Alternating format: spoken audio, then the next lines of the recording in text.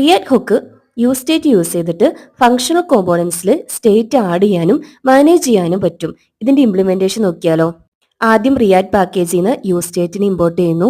ഒരു counter functional component create ചെയ്തിരിക്കുന്നത്. Next use state ഹുക്കിനെ define ചെയ്യുവാണ്. ഇത് രണ്ട് കാര്യങ്ങൾ റിട്ടേൺ ചെയ്യുന്നുണ്ട്. സ്റ്റേറ്റ് വേരിയബിളും അത് അപ്ഡേറ്റ് ചെയ്യാൻ വേണ്ടിയിട്ടുള്ള ഫംഗ്ഷനും. സ്റ്റേറ്റ് വേരിയബിളിനെ 0 ആയിട്ട് ഇനിഷ്യലൈസ് ചെയ്യുന്നുണ്ട്. കൗണ്ടിന്റെ ഇനിഷ്യൽ വാല്യൂ 0 ആയിരിക്കും. നെക്സ്റ്റ് കൗണ്ടിനെ റെൻഡർ ചെയ്യുവാണ്. ഇന്റർഫേസിൽ ഒരു ബട്ടൺ ക്രിയേറ്റ് ചെയ്യുന്നുണ്ട്. ഈ ബട്ടൺ ക്ലിക്ക് ചെയ്യുമ്പോൾ കൗണ്ട് വേരിയബിളിന്റെ വാല്യൂ ഇൻക്രിമെന്റ് ചെയ്ത് വരണം.